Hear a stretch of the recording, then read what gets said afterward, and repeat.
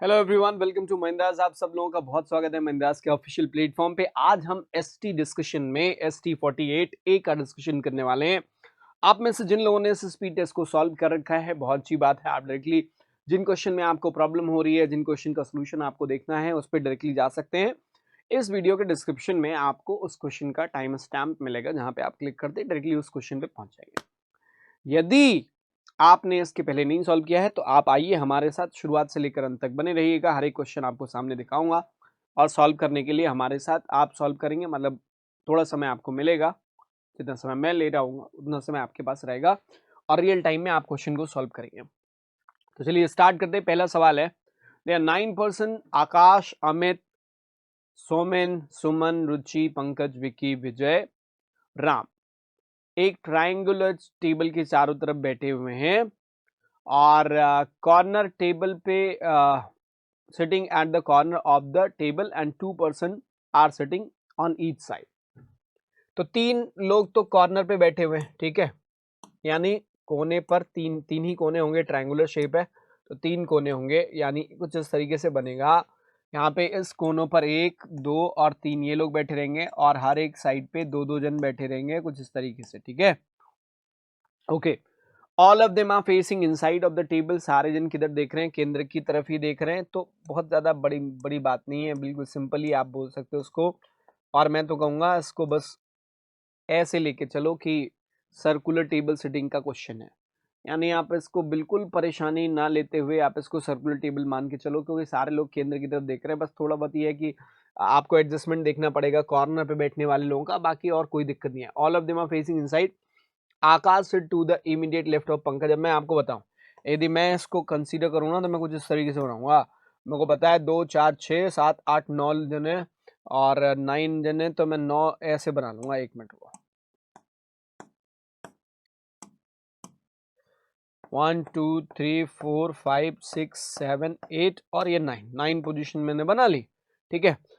अभी देखो, जैसा बोलेगा Akash sit immediate left of Pankaj, तो मैं यहाँ पे ऐसे बना रहा हूँ। पंकज के तुरंत लेफ्ट में कौन है? आकाश है। अब आप सोच रहे हो कि आप ऐसे कैसे लेके चल रहे हो, मैं बताता हूँ क्या है ना। Ram sit third to the left of Akash, Akash के लेफ्ट में फर्स्ट, सेकंड, थर्ड पोजीशन पे कौन है? राम है। आप राम को उससे कभी बना दोगे, ठीक है।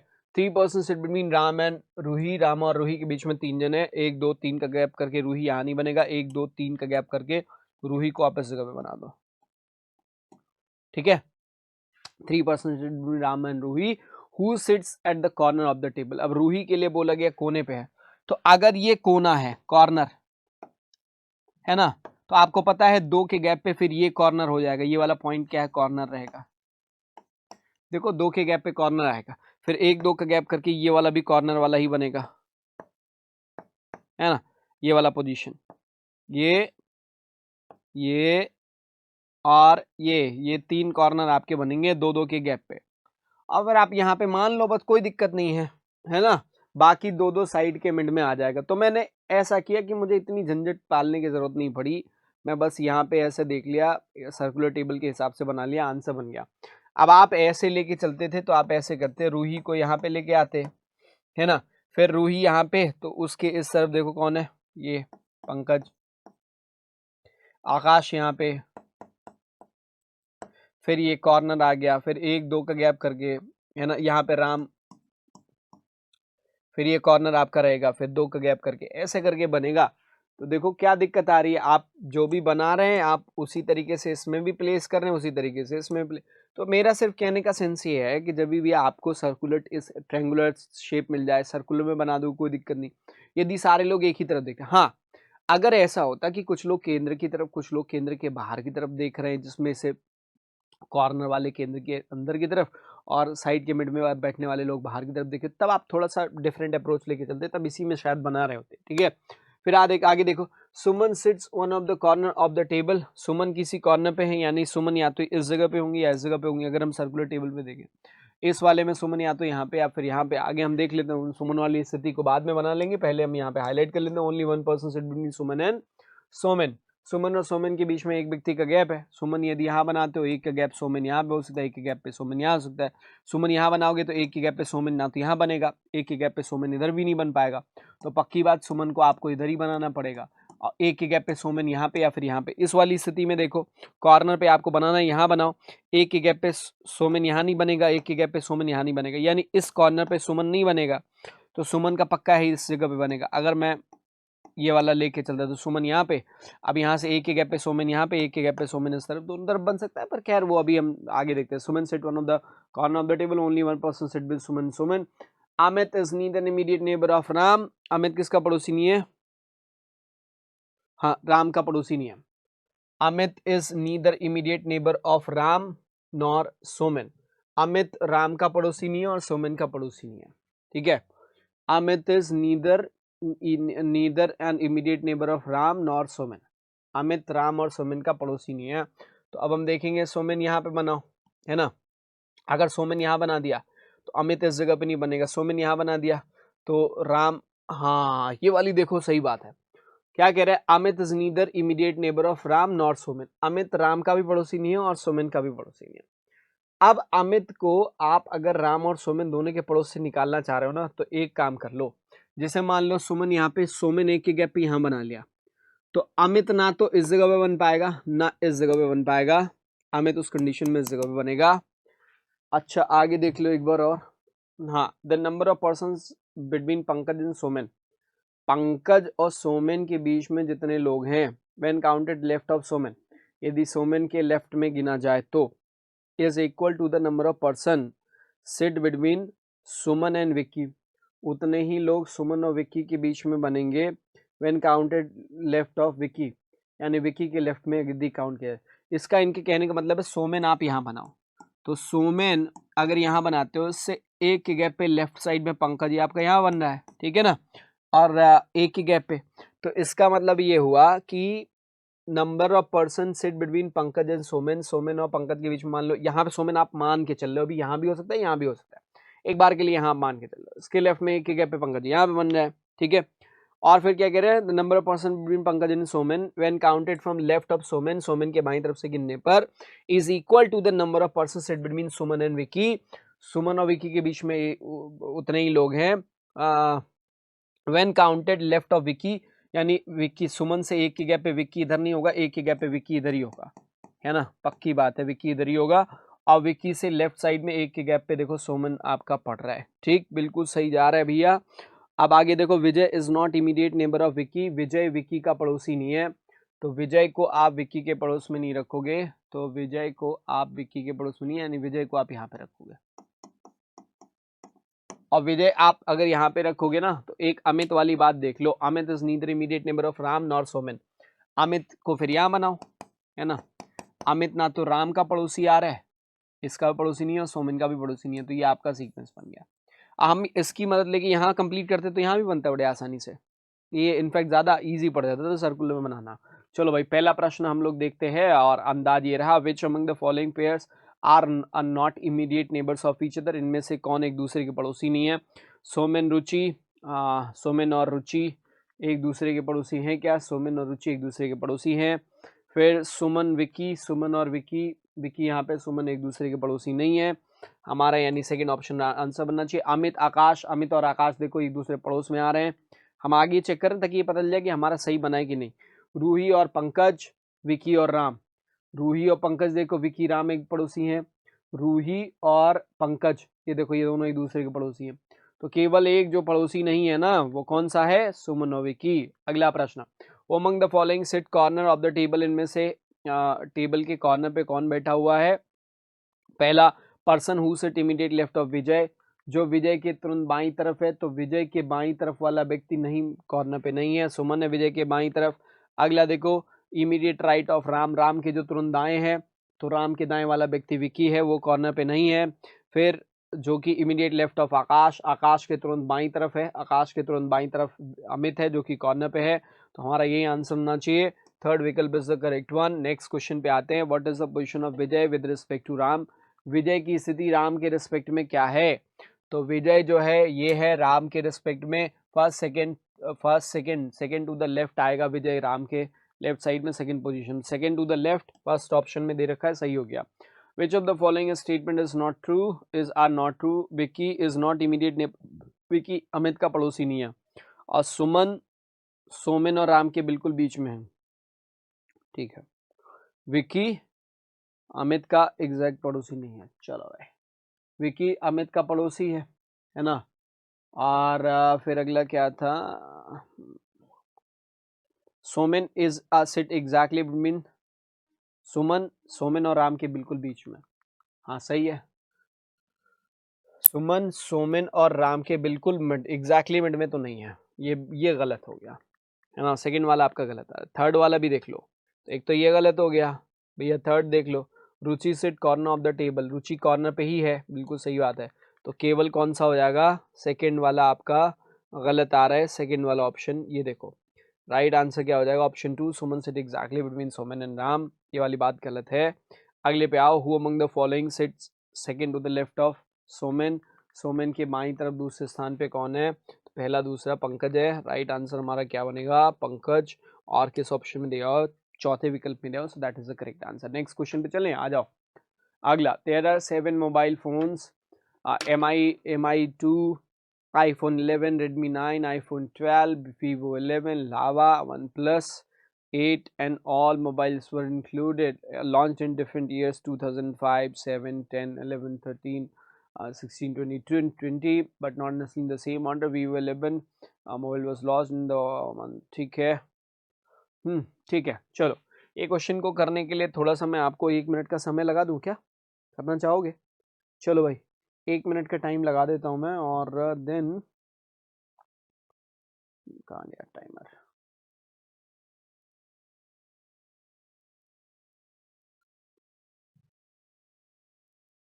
चलो जी, 1 मिनट का समय आपका स्टार्ट हो गया।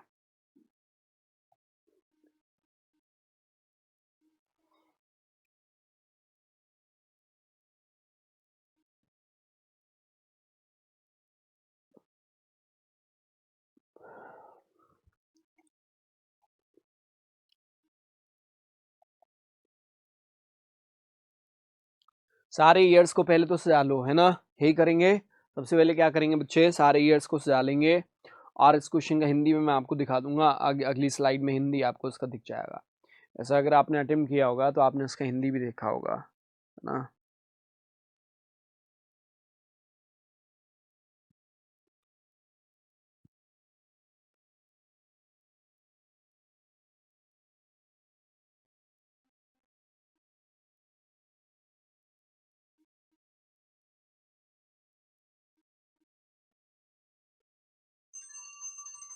चलो भाई, ये रहा इसका हिंदी। आइए इसको देखते हैं कैसे बनाना है अपने लोगों को। 7 मोबाइल फोन्स हैं, हम क्या करेंगे, ईयर्स को पहले लिखेंगे, क्योंकि सारी इन्फॉर्मेशन आपके ईयर्स के इर्द गिर्द घूम रही है। 2005, 2007 हो गया, 10, 11, 13, 16, 2010, 2000, 2011, है ना, 13, 2013, 2016, 2020, 2016 और 2020। ठीक है, या आपने सब कुछ ऐसे सेट कर लिया, 1, 2, 3, 4, 5, 6, 7। ठीक है, 7 मोबाइल्स हैं, हमको इन सबको व्यवस्थित करना है। अगर संभावना मिलती है तो हम संभावना के साथ भी खेल जाएंगे, मतलब स्पेस बना लिया। ठीक, चलो, तो पहला क्या कह रहा है कि 2016-20 not necessarily in the same order. Vivo 11, ये Vivo 11 mobile was launch in the odd number year, but not 5 और 7। भैया 5 में वीवो नहीं है, वीवो कौन सा 11 नंबर है ना, ऐसा है Vivo 11। हाँ, वीवो ही लिख लेते हैं, क्योंकि फिर से वीवो नहीं है, 5 और 7 में नहीं है ना। तो Vivo 11 mobile was launch in the odd number year, but not 5 और 7। 5 और 7 में नहीं है, ऑड में है। तो ऑड में भैया आपके पास केवल 2 ही विकल्प बचते हैं, 13। तो Vivo 11 आप यहाँ पे लिख लो, चाहे एक बार Vivo 11 और एक बार 13 में Vivo 11 लिख लो, क्योंकि इसके अलावा कोई और विकल्प आपके पास अब रह नहीं जाता है। 16 और 20 और 10 जो है, ये सब इवन वाले हो जाएंगे। ठीक, फिर आगे देखो, कह रहा है कि 2 mobile launched between the launch of iPhone 11 mobile and mobile Redmi 9। तो ये देखो, Redmi 9 और iPhone 11 है ना के बीच में, iPhone 11 और Redmi 9, Redmi 9 के बीच में 2 रहेगा गैप, ठीक है। 2 mobile were launched between the launch of iPhone 11 and mobile 11 mobile and the mobile Redmi 9. Lava and OnePlus mobile were launched in difference of 2 years. लावा और वन प्लस जो है ये 2 साल के अंतर पे लॉन्च किया गया, डिफरेंस ऑफ 2 ईयर्स, ठीक है। 2 साल के अंतर पे, यहाँ पे देखो 2 साल का अंतर कहाँ है, 5 और 7 में 2 साल का अंतर है, 11 और 5 6 7, हाँ 11 12 13, ये देखो ये 2 साल का अंतर यहाँ पे है।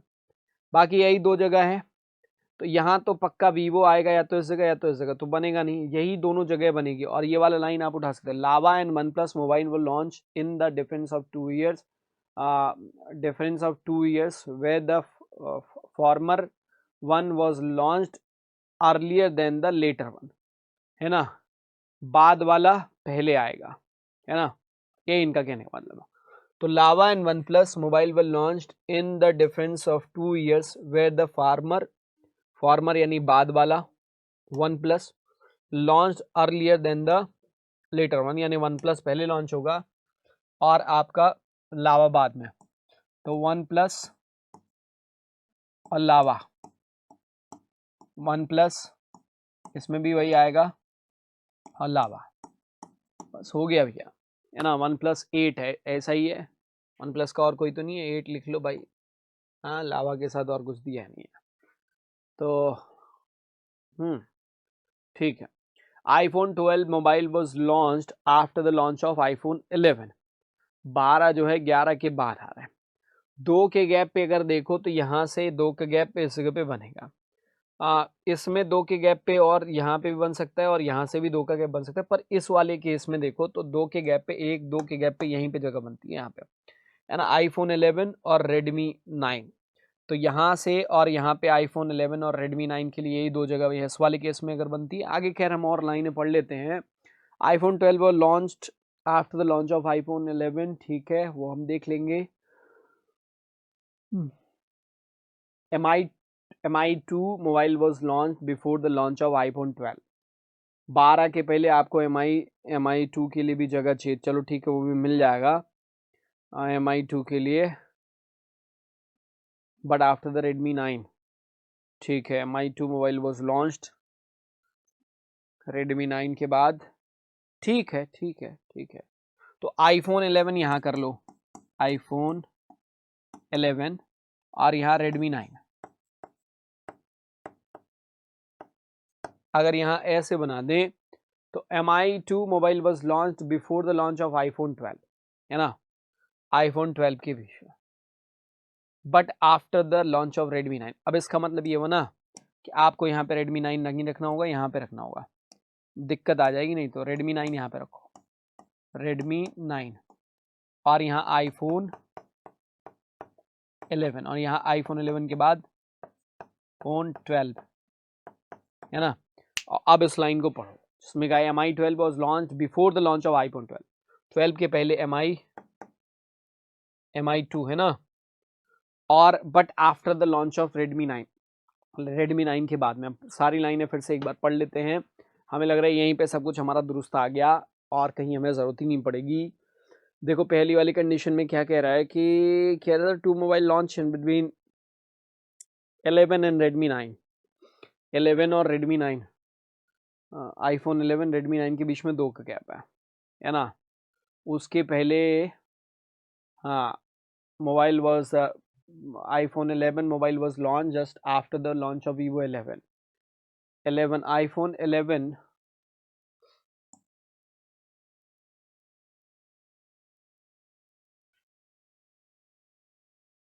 यहाँ iPhone 11 Vivo के तुरंत बाद में नहीं है यार, Vivo के बाद में, ये वाली लाइन मिस हो गई। iPhone 11 mobile launch just after the launch of Vivo 11, तो iPhone 11 यहाँ पे आना चाहिए, iPhone 11 और iPhone 11 यहाँ पे, तो iPhone 12 यहाँ करोगे, है ना।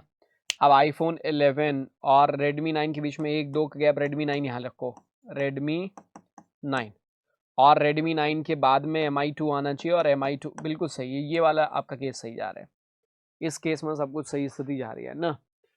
Redmi 9 MI2 अब फिर से पढ़ लेते हैं। क्या पहला Vivo mobile was launch odd number year but not 5 और 7 में नहीं होगा। iPhone 11 mobile launch just after the launch of Vivo 11। Vivo 11 के तुरंत बाद में iPhone 11 आ जाएगा आपका। और यहाँ पे वीवो के बाद में अगर iPhone 11 यहाँ पे रखते ना तो वो रेडमी और iPhone 11 का जो 2 का गैप था वो आपका पूरा ही नहीं हो पाता। ये केस आपका पहले से एलिमिनेट हो जाता। ठीक है, फिर देखो लावा एंड ठीक है मोबाइल ऑफ रेडमी 9। फिर क्या कह रहे हैं, 2 mobile were launch between the iPhone 11 mobile and Redmi 9। तो यहाँ पे रेडमी 9 और iPhone 11 के बीच में 2 का गैप हो गया। लावा 1 plus mobile launch in the difference of 2 years. तो यहाँ पे देखो आ गया, जिसमें से जो बाद वाला है वो पहले आएगा, पहले वाला बाद में आएगा, ऐसा करके इन्होंने बोला था। iPhone 12 12 के बाद 11 के बाद में आएगा, लॉन्च होगा, ऐसा बोला गया। MI2 जो है वो 12 के पहले MI2 आ रहा है और रेडमी 9 के बाद में, है ना, और रेडमी 9 के बाद में। तो सारी कंडीशन सेटिस्फाई हो रही है। चलो अभी आते पहले प्रश्न की तरफ। ये रहा हाँ, Vivo mobile Vivo 11 launch which the following year. Vivo 11 में से कौन सी ईयर में, तो 2013 में वीवो 11 आया है। तो चौथा विकल्प हमारा सही हो जाएगा इस वाले प्रश्न के लिए। ठीक है, next question, which of the following statement is are true. Lava mobile was launch at the earliest among all. Lava सबसे पहले लॉन्च हुआ है, सबसे जल्द हाल में लॉन्च हुआ, अर्लीस्ट है ना। तो लावा देख लो, लावा आपका नहीं है, अर्लीस्ट नहीं है। ठीक, दूसरा iPhone 11 launch after launch of iPhone 12 ना, ये तो बिल्कुल उल्टी बात, स्टेटमेंट में ही गलत लिखा हुआ है। वन प्लस वो लॉन्च इन 2007। तो वन प्लस जो है वो आपका 2005 में लॉन्च हुआ है। और फिर क्या कह रहे हैं, इस कौन सा ट्रू है ना। One plus 8 was launched in 2007। All of the above, ये भी नहीं होगा। वन प्लस 8 लॉन्च इन 2007 यार, ये यहाँ पे हमें लग रहा है कुछ हो सकता है। इस वाली लाइन को एक बार फिर से पढ़ लेते हैं। Launch with the launch of iPhone 11 in mobile and Redmi 9, Lava and OnePlus 8 mobile will launch in the difference of 2 years, where the former यानी बाद वाला जो है was launched earlier than the later one। क्या मतलब है इसका?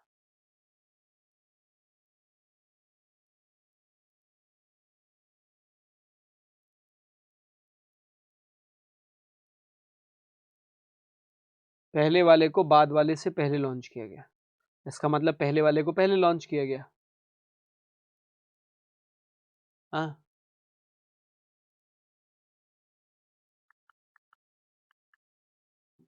तो पहले वाले को पहले लॉन्च किया गया, नहीं लावा को पहले लॉन्च होना चाहिए। चलो ठीक है, यहाँ लावा हो जाएगा और यहाँ वन प्लस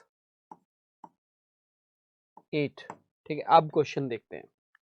हाँ ठीक है, फिर यहाँ पे विच among the following combination is not, ये वाला one plus 8 was launch in 2007, बिल्कुल सही है, 2007 में वन प्लस 8 हुआ।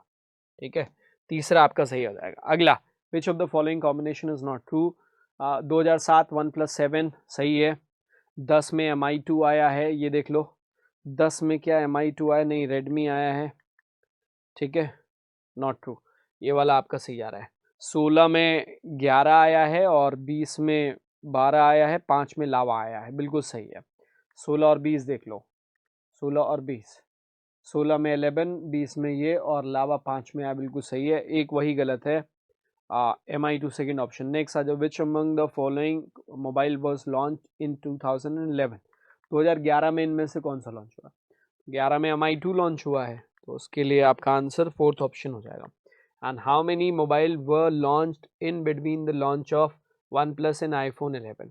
वन प्लस और iPhone 11 के बीच में कितने लॉन्च है भैया, ये वन प्लस ये 11, ये 1 2 3 मोबाइल लॉन्च हुए उनके बीच में। तो आंसर हमारा क्या हो जाएगा, 3 हो जाएगा। और वो किस ऑप्शन में दिया हो, पांचवें विकल्प में दिया हो। चलो नेक्स्ट क्वेश्चन, कुछ सोल्यूशन के क्वेश्चन हैं। पहला सवाल दिया हुआ है, इसको बनाइए सारे लोग, खुद से कोशिश करिए और फिर हम लोग यहाँ पे देखते हैं। ऑल शेयर स्नेयर ईटी, ठीक है। अच्छा, ऑल SNRET है, सभी SN क्या है, ET है, कुछ ETWT है, कोई भी WTST नहीं है, WTST नहीं है। पहला कंक्लूजन कह रहे हैं सम ETRSN, कुछ ETSN है, बिल्कुल सही। जहां ऑल का रिलेशन होगा सम का कंक्लूजन हमेशा सही होगा। सम ईटी आर नॉट एसटी, कुछ ईटी एसटी नहीं है। अब ईटी का बिल्कुल सही बात है, ईटी का कुछ ऐसा क्या है, डब्ल्यूटी है, और डब्ल्यूटी नेगेटिव किसके लिए, एसटी के लिए, यानी ईटी का जो हिस्सा डब्ल्यूटी के साथ जुड़ा होगा वो एसटी के लिए नेगेटिव होगा। ये बात बिल्कुल सही है, और ऐसे में आपके दोनों कंक्लूजन सही हैं, बोथ आएगा, फिफ्थ ऑप्शन करेक्ट आंसर हो जाएगा। नेक्स्ट क्वेश्चन पे आते, ये रहा अगला सवाल, जिसमें कह रहे हैं सम एमओ आर सी टी, कुछ एमओ, सारे लोग बनाइएगा सी टी, कोई सी टी डीजी नहीं है, और only DG is R T, यानी पूरा आर टी किसके अंदर रहेगा, डीजी के अंदर रहेगा, ऐसा ही है। हाँ, पहले कंक्लूजन पे आओ, some MO being DG is a possibility, कुछ एमओ के डीजी बिल्कुल हो सकता है भाई। एमओ का ये हिस्सा जो सीटी के साथ संपर्क में है, उसको छोड़कर कोई हिस्सा डीजी के साथ टच हो सकता है, कोई रिस्ट्रिक्शन नहीं। जो रिस्ट्रिक्टेड एरिया वो यही है ना, तो ये पॉसिबल है। All MO being DG is a possibility, सारे एमओ को डीजी के अंदर नहीं रख पाओगे, क्यों, क्योंकि ये हिस्सा नहीं जा पाएगा, क्योंकि ये वाला हिस्सा एमओ का जो है वो सीटी के साथ जुड़ा हुआ है। जैसे ले जाने का प्रयास करोगे, सीटी जाके डीजी को टच करने लगेगा, जबकि मना किया गया सीटी डीजी को नहीं टच करना चाहिए, ये गलत हो गया। ओनली फर्स्ट इज राइट, यानी फर्स्ट ऑप्शन आपका राइट आंसर बनेगा, करेक्ट है। अगले प्रश्न पे आ जाओ, ये देखो, हाँ, इस क्वेश्चन को आप स्वयं से बनाएंगे।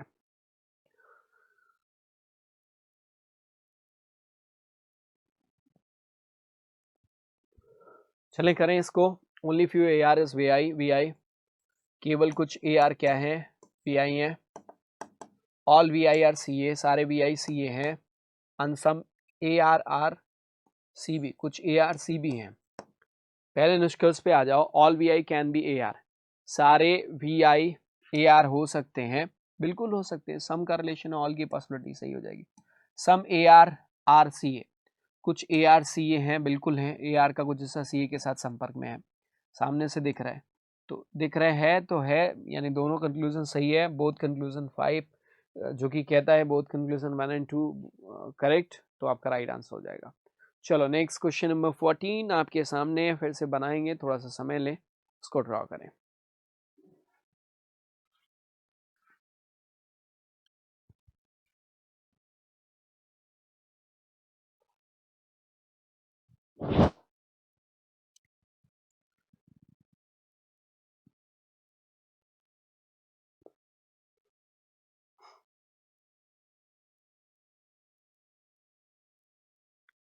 बनाए इसको, चलो भाई, only few A R are V I, केवल कुछ R A R V I है ना, जब ऐसा लिखा, अच्छा इसके पहले भी था only few A R are V I, तो ये एक बार चेक कर लेते हैं इसको, है ना, हाँ, ये भूल गया था, ए आर का कुछ हिस्सा वी आई के साथ पॉजिटिव कुछ नेगेटिव भी बनाना था। पहला, all V I can be A R, सारा वी आई ए आर हो सकता है, बिल्कुल हो सकता है, ए आर का ये हिस्सा छोड़ के वी आई जा सकता है, और सम ए आर आर सी ए, कुछ ए आर सी, ठीक है, सही है।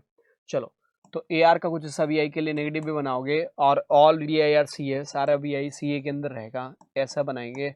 सम A R are C B, ऐसा। अब पहला कंक्लूजन देखो, all A R can be V I, सारा ए आर वी आई के अंदर नहीं जा पाएगा, रीजन, ए आर का ये हिस्सा जो वी आई के लिए नेगेटिव रहेगा, ओनली अ फ्यू बोलने का अर्थ ही यही होता है कि कुछ हिस्सा ए आर का वी आई के साथ पॉजिटिव है, कुछ नेगेटिव भी है, तो all A R can be V I, ये बात गलत है। सम सी बी आर सी ए, कुछ सी बी सी ए है, तो सी बी और सी ए के बीच में कोई रिलेशन नहीं है, तो आप कोई चीज़ कंफर्म रूप से नहीं कह सकते हो, ठीक है, तो ये वाला कंक्लूजन भी गलत हो गया, तो नीदर फर्स्ट नो सेकेंड, और ऐसे में हमारा कंक्लूजन क्या आना चाहिए, fourth option is to be the correct answer. अगला प्रश्न 15वां आपके सामने स्क्रीन पर यह है, थोड़ा सा वक्त लीजिए, इसको स्वयं से बनाने का प्रयास करिए। हाँ,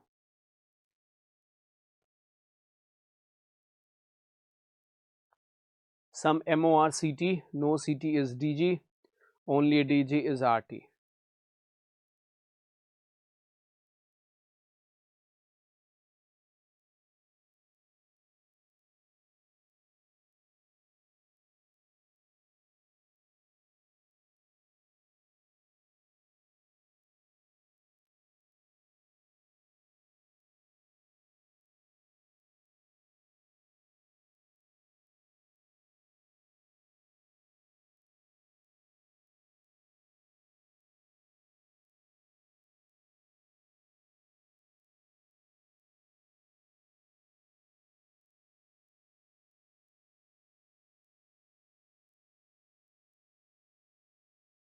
चलिए क्या कह रहे हैं, सम MORCT, कुछ MOCT हैं, नो सिटी इज DG, कोई भी सिटी DG नहीं है, और ओनली DG इज RT, यानी सारा RT किसके अंदर, DG के अंदर। सम MO आर नॉट DG, कुछ MO DG नहीं है, ये बात बिल्कुल सही है। MO का जो हिस्सा CT के साथ संपर्क में होगा वो DG के लिए नेगेटिव होगा, है ना।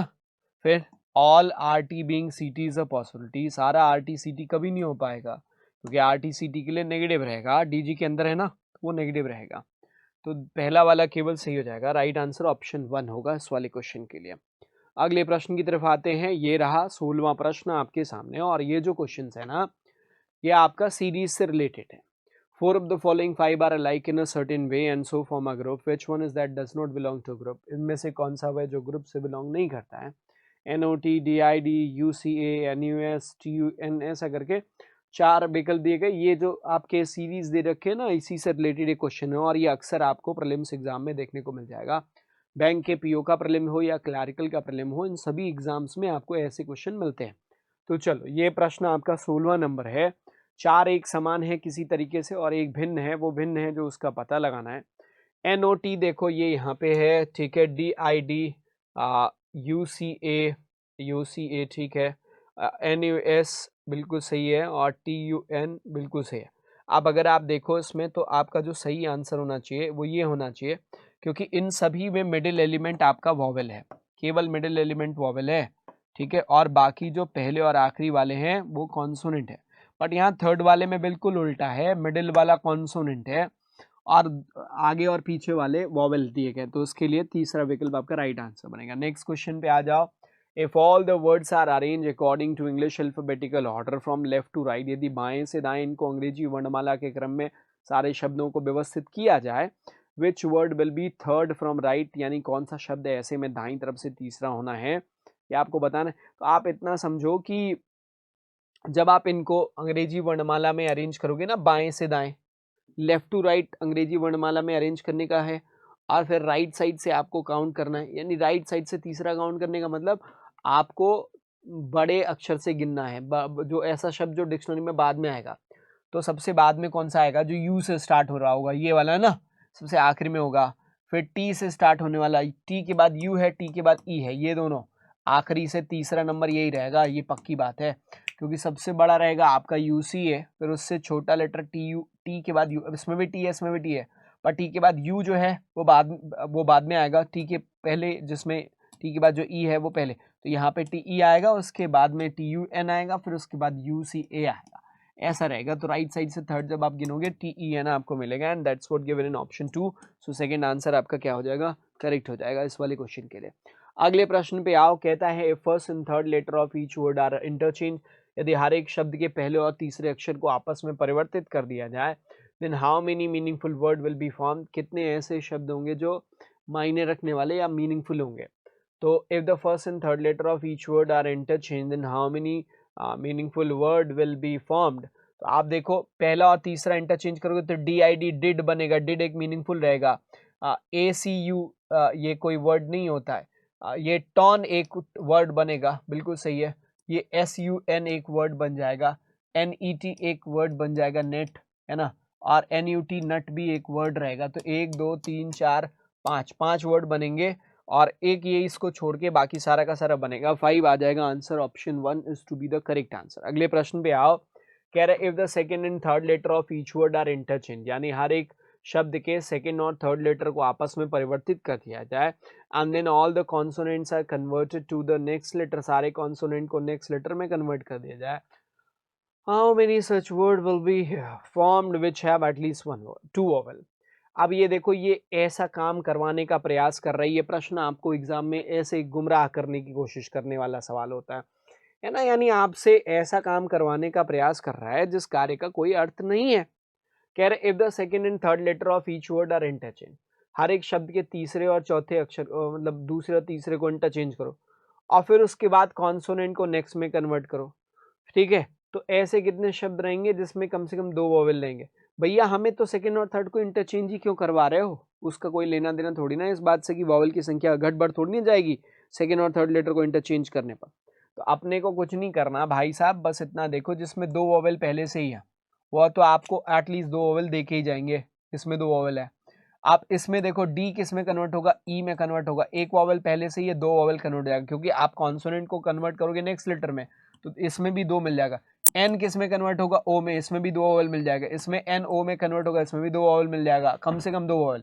इसमें देखो एक एन है, ई ऑलरेडी पहले से वोवेल है, एन ओ में कन्वर्ट होगा, कम से कम 2 वोवेल मिल जाएगा। यहाँ पे देखो एन ओ में कन्वर्ट होगा, कम से कम 2 वोवेल मिल जाएगा। तो सारे के सारे आपके जा रहे हैं 6 के 6, है ना, एटलीस्ट 2 वोवेल बोला था, तो कम से कम 2 वोवेल सभी में रहेंगे, तो 6 is to be the correct answer, है ना। क्या बात है, थैंक यू सो मच, बहुत बहुत शुक्रिया आपका। चलिए अगला प्रश्न आपके सामने ये रहा, अगला सवाल जल्दी से सॉल्व करिए, है ना। 20वां प्रश्न आपके सामने है।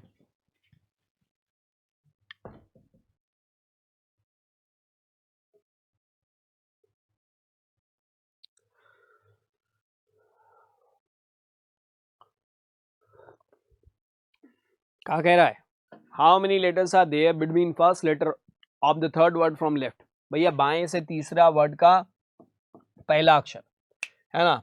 और क्या कह रहे हैं, third word from the left in and second letter of the six word from left.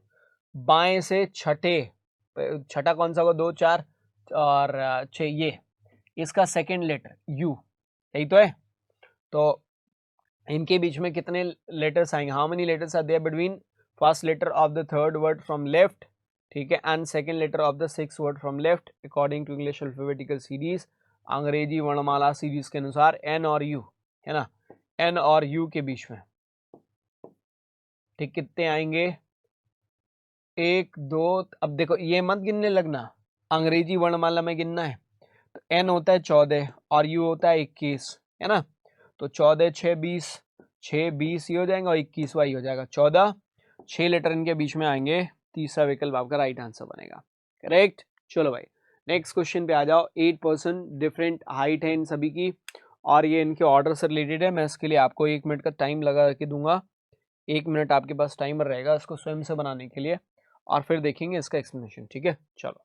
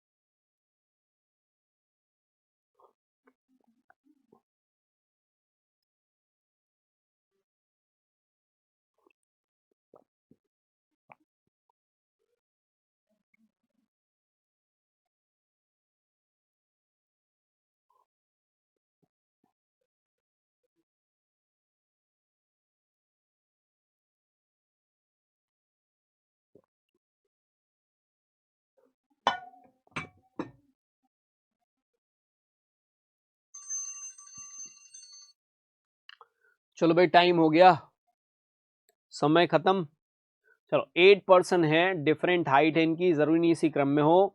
सी लंबा है किससे, ई से। अब हम लोग ऐसे वर्टिकली अलाइन कर ले, जो ऊपर रहेगा उसको बड़ी वैल्यू मान लेंगे, जो नीचे रहेगा उसको छोटी वैल्यू लेके चलेंगे, ठीक है। तो क्या कह रहे हैं, C taller than E shorter than H. C E से, C is taller than E and shorter than H. चलो भाई सी जो है वो ई से लंबा और एच से छोटा, ऐसे ही, है ना। Who is not the tallest, यानी एच के ऊपर कम से कम एक व्यक्ति का होना जरूरी है, 8 जन है, ठीक। फिर कह रहे E is taller than F, E किससे लंबा है, एफ से लंबा है, ऐसा। Who is shortest, who is the shortest person, यानी एफ भैया सबसे छोटा व्यक्ति है, ये सबसे छोटा आदमी है, इसके बाद और नीचे इनके कोई नहीं है एफ के नीचे, ठीक है। The number of person taller than G is same number of person shorter than C. G के ऊपर जितने जन हैं उतने ही सी के नीचे हैं। अब देखो ये 1 2 3 4 5 तो ये आपको दिख रहे, है ना, 8 व्यक्ति हैं, ठीक। चलो अच्छा एक और चीज देख लेते हैं, number of person taller than G same number of person shorter than C. C से नीचे मानो 3, जी के नीचे ऊपर 3 6 8, हाँ ठीक है, ऐसे ही बन सकता है, ठीक है ना। Some of the height of A and G is 348. The four tallest person height is 178. D is taller than A. D किससे लंबा है? ए से लंबा है. And G, D is taller than A and G. ठीक है. और fourth tallest से छोटा है जी, पक्की बात. जी 170 सेंटीमीटर है ना. तो फोर्थ टॉलेस्ट जो है मान लो, और जी जो है वो फोर्थ टॉलेस्ट से नीचे आएगा, डाउन आ जाएगा. तो 5वें नंबर मान लो 1 2 3 4 और 5. जी को यहाँ मानो सी के बाद में. अब जी के ऊपर जितने रहेंगे, है ना. अब जी के ऊपर आपको कितने काउंट करने हैं? 1 2 3 4, है ना. और सी के नीचे भी फिर 4, 1 2 3 और 1 4 ऐसे मान के चलो. अब कितने हो गए? 1 2 3 4 5 6 7 और 8. बिल्कुल सही है, बराबर जा रहा है हिसाब किताब भाई साहब. देखो अब ऐसे बना लो, ये आप इसको ऐसे मान लो. 1 नंबर ये हो गया, 2 नंबर ये हो गया, 3 नंबर ये, 4 नंबर ये, 5 नंबर ये, 6 नंबर ये, 7 नंबर ये, 8 नंबर ये. एफ सबसे आखिरी में रहेगा. और फिर आप 7 नंबर पे फिल आपको करना है और 3 नंबर पे फिल करना है. डी ए और जी को लेकर बात कही गई है.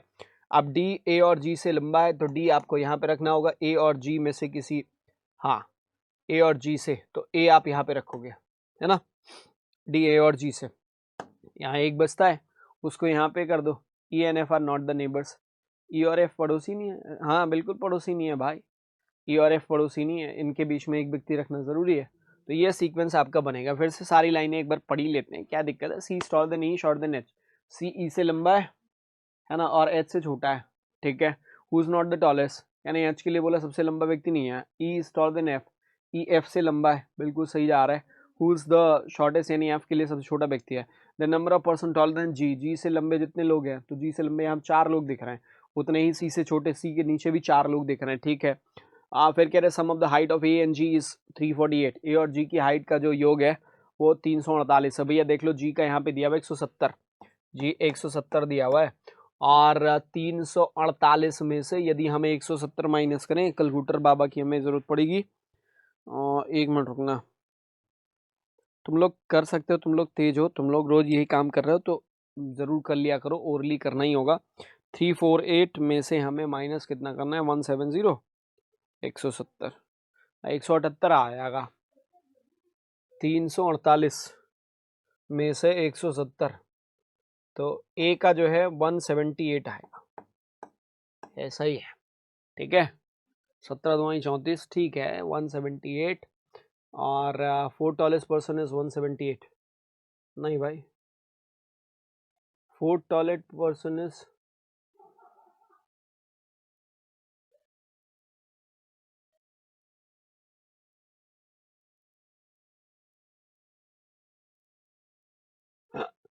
क्या हुआ? क्या हुई?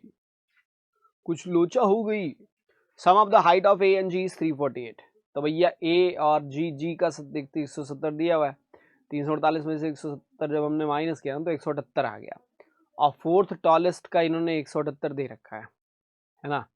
इसका मतलब ये हुआ ए जो है वो 178 आएगा और ए चौथे नंबर पे होना चाहिए. इनने सारा मसला ही गड़बड़ कर दिया. ए को हमें चौथे नंबर पे रखना है. चलो ए यदि हम यहाँ पे रख लेते हैं, जी को 170 देना है.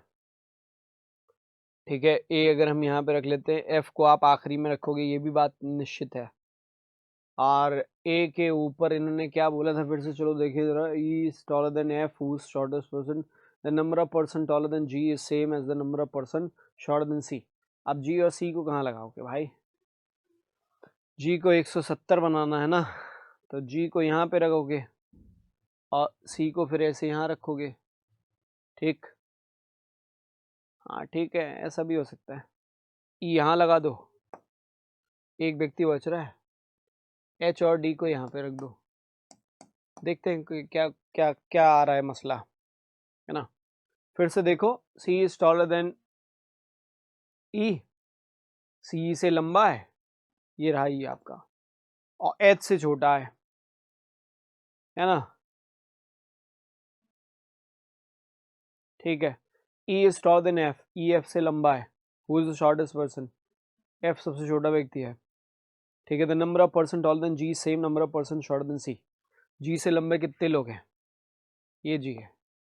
जी से लंबे जितने लोग हैं, सी से छोटे उतने ही लोग हैं। 1 2 3 4 जी से लंबे, सी से छोटे नहीं भैया। 178 कैसे लेके आओगे? जी 170 यार, बड़ा मसला गड़बड़ कर दिया इन्होंने। अब एक काम करना पड़ेगा।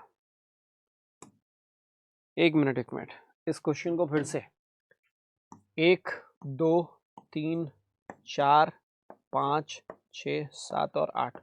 मैं आपको बताऊं बस एक चीज, फोर्थ टॉलेस्ट जो है ना वो 178 इन्होंने दे रखा है, 178। ठीक है, the fourth tallest person is 170, D is taller than A, D A से जी इज 170 70 है ना, और sum of A and G is 348। तो 348 में से 170 माइनस करो ना, तो ए का आएगा कितना? 178। तो ये ए 4 नंबर पे होगा, पक्की बात है। ए का जैसे ही 4 नंबर फिक्स हो जाता है ना, ये वाली बात, ए का यहाँ फिक्स हो रहा है। अब आपको जी को 170 लेके जाना है भाई, और सी को फिर जी 170 यहाँ लेके चलो 170, और फिर सी आपको यहाँ लगाना पड़ेगा क्योंकि जी और सी की दूरी ऊपर नीचे से बराबर होनी चाहिए, और सी के ऊपर आपको आना चाहिए एच को लेकर। ठीक है, एच को लेकर ई को यहाँ पे बना दो, क्योंकि और एफ आखिरी में ले जाओगे, एफ के बगल में ई को रखोगे नहीं, यानी यहाँ पे ई को नहीं रखोगे तो ई को यहाँ रखोगे, एच टॉप पे रहेगा नहीं, तो टॉप पे बिल्कुल सही बात है। हाँ, बात तो बन गई। ठीक है, E and F are not neighbours, E और एफ पड़ोसी नहीं है। सबसे ऊपर में किसको लेके चले जाए बच्चे, जरा बताना। डी स्टॉल देन, हाँ डी, डी ए से लंबा है ना, तो डी को आप यहाँ पे रखो। आप देखो अब तो हमें लग रहा है सारी बातें बन गई हैं। ए हो गया, बी बच रही है, बी को आप यहाँ पे लगा दो। अब देखो सब चेक कर लेते फिर से। सी स्टॉलर then E, shorter than H, C E से लंबा है, एच से छोटा है, बराबर है, जो कि सबसे लंबा पर्सन एच नहीं होगा। E taller than F, E F से लंबा है, बिल्कुल सही जा रही है बात। Short than F, who's the shortest, F सबसे छोटा व्यक्ति है। Number of person taller than G is same, G के ऊपर जितने सी के नीचे उतने। ठीक है, वो अब हमने सबसेट कर लिया है। ए जी का योग जो है 348 आना चाहिए, ये दोनों का योग 348 आएगा। फोर्थ टॉलेस्ट पर्सन का 178 है, वो भी सी आ रहा है। D stall then A, D A से लंबा है, ऊपर चली गई। D G is 170 centimetre height, जो जी के लिए कहा गया 170 है, बिल्कुल सही। जी स्टॉल देन ओनली 2 पीपल, जी केवल दो जन से लंबा है। यार ये लाइन क्यों नहीं पड़ी थी, तभी मेरी मती मारी गई थी क्या। E and F are not the neighbours, E और एफ पड़ोसी नहीं है, बिल्कुल सही है। अब आ जाओ क्वेश्चन पे पहले वाले। बे मतलब एक लाइन ना पढ़ना या मतलब मिस रीड कर लेना, ये देखो कितना नुकसान कर जाता है। Whose fourth shortest person in the group, चौथा सबसे छोटा व्यक्ति कौन है? सबसे छोटा ये हो गया, दूसरा तीसरा चौथा ई हो जाएगा फोर्थ शॉर्टेस्ट, है ना, ये आंसर आपका बनेगा। If the height of F is 142, F का 142 कर दिया जाए तो ए और एफ का कितना हो जाएगा भैया? एफ का 142 कर दो, ए का 178 है, तो 42 वो दो इसमें जोड़ोगे ये 180 हो जाएगा, और 280 हो जाएगा, और 40 80 में 40 जोड़ दो 320 आएगा क्या? 320 आपका करेक्ट आंसर हो जाएगा, तीसरा विकल्प। अगला, how many person are shorter than B, B से छोटे कितने जन हो गए? तो बी से छोटा केवल एक व्यक्ति आ रहा है ना, तो बी से छोटा केवल एक व्यक्ति रहेगा बच्चे, ये आपका थर्ड ऑप्शन बनेगा। Which of the following statement is true with respect to B, B को लेकर कही गई बात कौन सी सही हुई? बी फोर्थ शॉर्टेस्ट पर्सन, है ना, ये पक्का फोर्थ शॉर्टेस्ट पर्सन नहीं है। बी नीचे से दूसरे नंबर पे आ रहा है बच्चे, देखो ये नीचे से दूसरे, फोर्थ शॉर्टेस्ट तो नहीं है ना। शॉर्ट देन एफ, एफ सबसे छोटा है, उससे भी छोटा नहीं है, एफ से छोटा तो नहीं है। Possible height is 165 centimetre, shortest person नहीं है। ये हो सकता है तीसरा, पॉसिबल हाइट 165 सेंटीमीटर हो जाए, किसकी? बी की। कैसे? जी का इतना है और उससे नीचे 170 से नीचे, बिल्कुल सही 165 हो सकता है, वही आपका राइट आंसर बनेगा। और ये रहा आपका आखिरी सवाल, who is the tallest person in the group, D tallest रहा है, पांचवा विकल्प आपका सही उत्तर हो जाएगा। और आज की इस पजल के लिए बस इतना ही था, मतलब आज के इस स्पीड टेस्ट के लिए, मॉक टेस्ट के लिए बस इतना ही था। So that's it for the day. I hope कि आप सभी लोगों ने इसको एंजॉय किया होगा और सॉल्व किया होगा, हल किया होगा, मजा आया होगा। टेस्ट देते रहिए रेगुलर बेसिस पे, जो कि बहुत ज़रूरी पार्ट है। और आप सभी लोगों से रिक्वेस्ट है, देखो सिलेक्शन का मूल मंत्र है स्पीड टेस्ट या मॉक टेस्ट। ठीक है, आप रेगुलर बेसिस पे 1-2 देते रहो, सारी पढ़ाई आप छोड़ सकते हो पर ये नहीं छोड़ो। ठीक है, इसको ज़रूर करो। आज की क्लास के लिए बस इतना ही। That's it for the day. Thank you so much बड़ी bye, take care, see you next day. अगली क्लास में मुलाकात होती है। खुश रहिए, ख्याल रखिए, मस्त रहिए, जम के पढ़िए, ईश्वर से प्रार्थना करिए और ईश्वर करेगा जल्दी आप सफल हो जाएंगे। Bye, take care, thank you.